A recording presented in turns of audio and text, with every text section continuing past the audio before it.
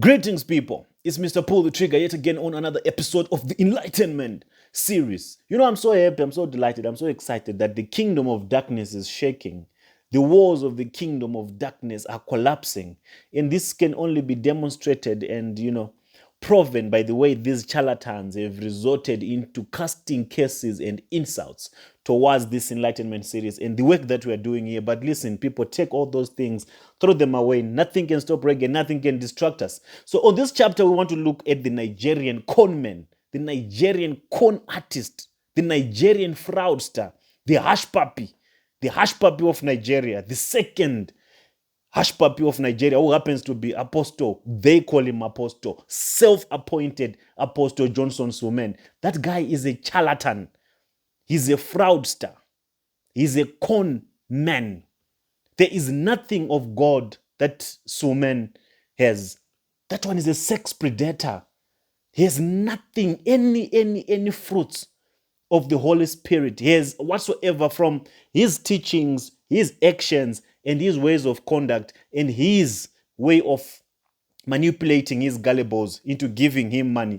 They've all shown, and we have cross-examined him through the scriptures, and we've come to a conclusion that Sumen is an element of the dark world. Sumen is an agent of the darkness being used by the devil to blind masses, to fool gullibles, and to lead the gullible believers astray.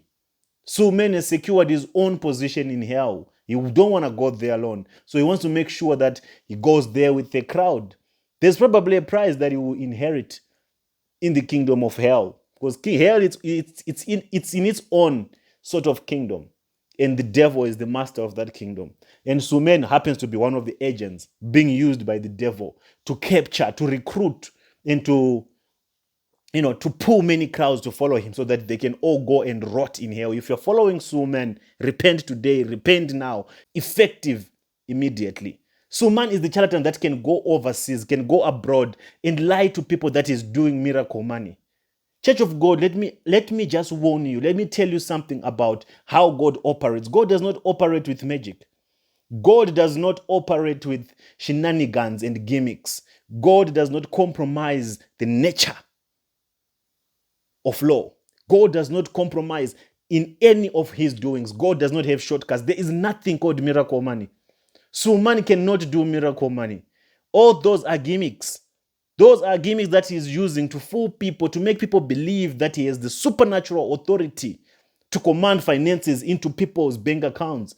If he had that ability, then people should not be paying him tithes. Then he should not be emphasizing on tithes. He should not be emphasizing on offerings. That come and give God your 10%. Come and give. I saw another post, another one of his tweets when he was saying that I've just increased my tithes to 20%. Sumen is a jackal. If he has that ability to command finances, supernatural finances, miracle money in people's bank accounts, then Sumen must be one man that must never talk about asking money from people. After he does that miracle money, why does he come and say, come and pay your tithes? People, wake up. Some things you just have to think. Some of these things, you don't need anyone to come and tell you about these things. Use your logic. Don't let religion and these spiritual gimmicks fool you and trap you into believing that these men are of God by performing these embarrassing gimmicks in the front of church. He shouldn't demand for tithe, because if he could do that, he could just command money into his own bank account without asking people to pay him tithe. He's so foolish, Sumen. He's so dumb. But what boggles my mind is the people that follow him. Some of them are even educated. Some of them are, they have masters in different professions. Very intelligent people, but they fall for foolish tricks like these. Sumen has so many scandals. He has come out having slept with different women. And they have come out to expose him and tell him, but the gullibles still follow him. That charlatan is nothing of God. He's a jackal. He has a vagabond spirit. He's a sexual predator. Sumen sleeps with the wives of his own pastors. There is this guy that is in Dubai now. That guy was following Suleiman with all loyalty for more than 10 years. But that jackal called Suleiman slept with his wife. He slept with his wife. And you still follow a vagabond man like that. For what? For what? Wake up, Church of God, wake up. Wake up, smell the coffee. It's time now, 2022, we have to put a mark, an end to all this nonsense. Let's rebuild the church of God. Let's establish the proper church of God that Christ established before he left, based on the biblical principles, not these shenanigans that are being done by these jackals, by these hush puppies of the gospel. The story I want to tell you today is about a guy. A guy is a very close friend to Suman called Chinonso Aniebo. I don't know if I'm correct, if I'm properly pronouncing the name correct, but it's called Chinonso Aniebo.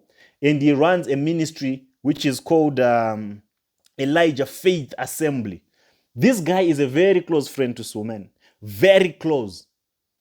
This same guy called Chinonso, according to his ex-wife, the wife that he married in 2019, that he is no longer with, but he's fooling gullibles, he's fooling his congregants, that he is still married to this wife, yet they're no longer together. And the only reason why he married this particular woman was because he wanted to cover up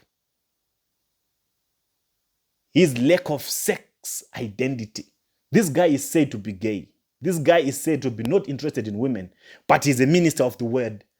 He has a very big ministry in Nigeria.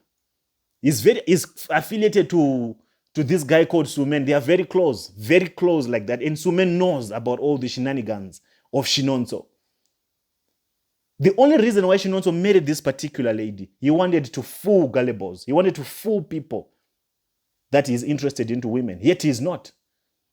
He's interested into men, according to the wife that he recently separated with, secretly. Nobody knows about it, but his church members think they are still married. And the reason why the wife left is because of the ill treatment that he was getting from this Chinonso. This wife confessed that this Chinonso guy in his house, there are close to 20 boys that stay there. And the things that happen in that house, Sodom and Gomorrah is better, is way better off than the activities, the orgies that they go in Shinonso Aniebo's house premises right now, where he stays with these 21 boys. These are sodomites, these preachers that you all follow and submit to.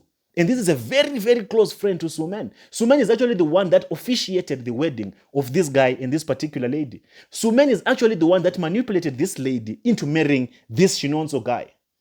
And yet he knew that Shinonso is not interested into women.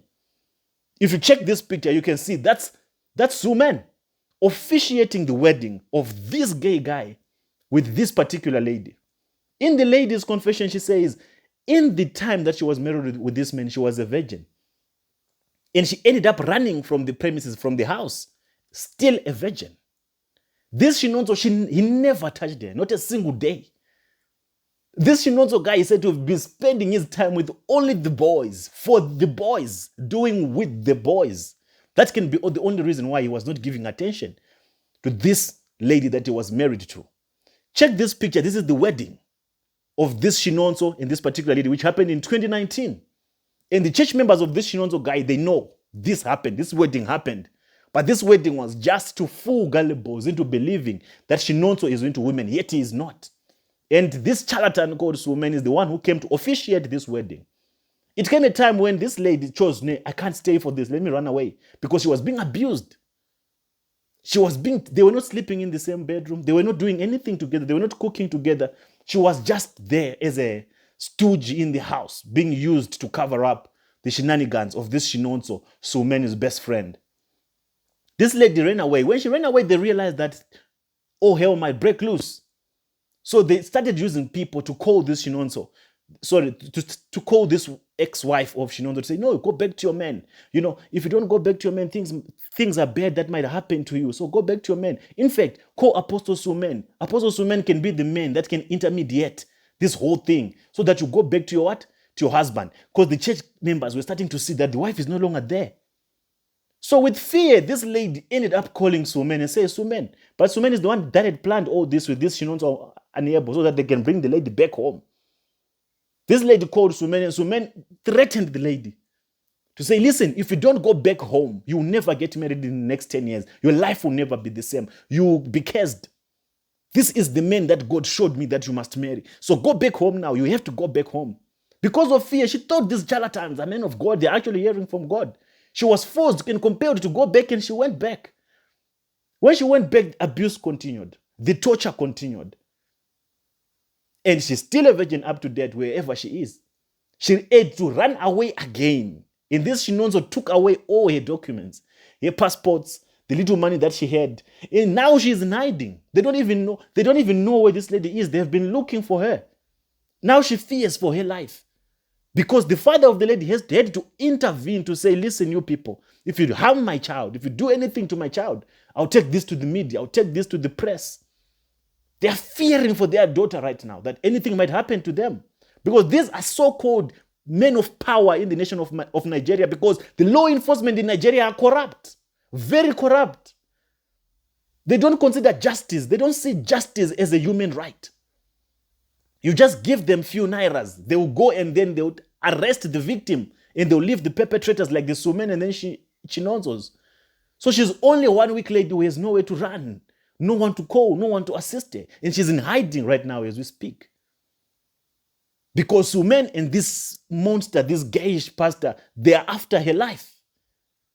And you gullibles, you are all over following them, praising, kneeling down, allowing them to lay their filthy hands on your heads, anoint you with their filthy hands. Wake up. No wonder why your life is not moving forward, because how can it move forward when the angel of darkness has impacted your life, has imparted you with darkness? That's why your lives are stagnant. You can't move, you can't see, you can't do anything. You are being contained and controlled by the evil, occultic spirits of these charlatans and these jackals. This lady right now, she's in hiding. She's taken this matter to court. She has no single document because they are holding it to make sure that she does not go anywhere, for the fear that this secret of theirs, this dirty secret of theirs might be exposed. So now is Suman straight as well. You never know. They are using these boys as rituals, and they wanted to actually sacrifice this lady. Listen to the testimony of the lady that was married to this Shinonso Aniebo. This is the picture of their wedding. To those of you that might think that this is made up. And this is the poster for the wedding. And you can see the jackal called Sumen, the fraudster called Sumen is there as well.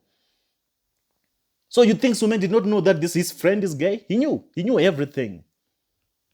But he had to just officiate it for his occultic and their occultic rituals.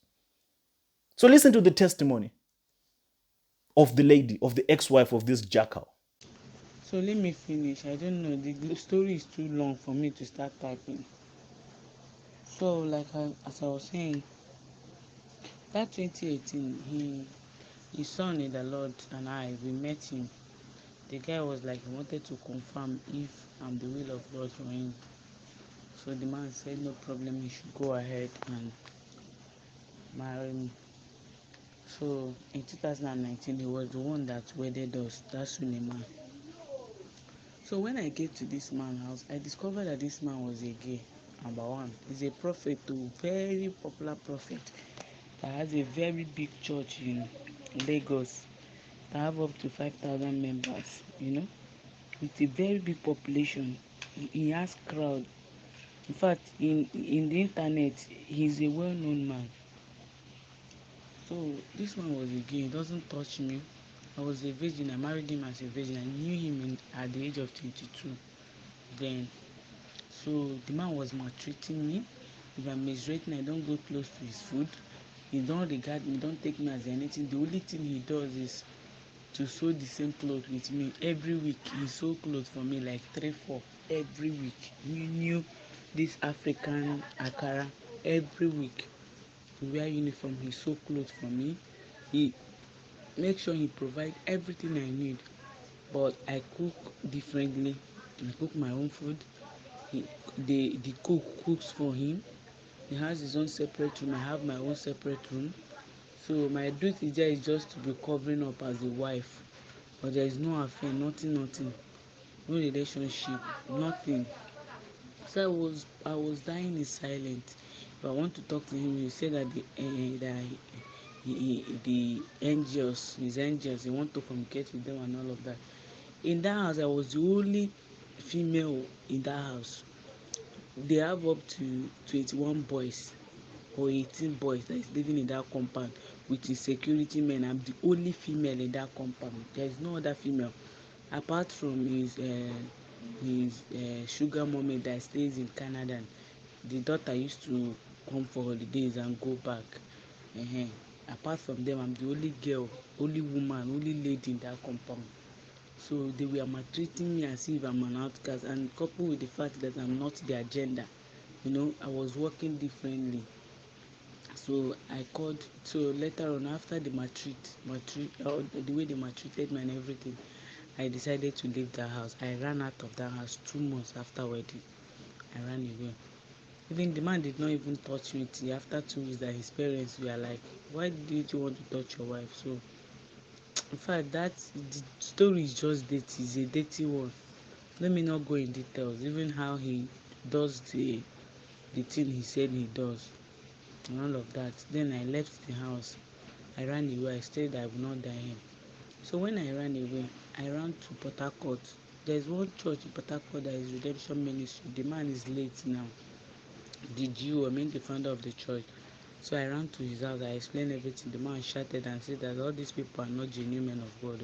That they are all these occultic pastors. That I should not go back there unless they will kill me. That the man did not want to marry. That he just bring me so that he will use me for sacrifice. So I stayed. So one day, somebody called me and said that he's Ifa is so person. They started using people to manipulate me.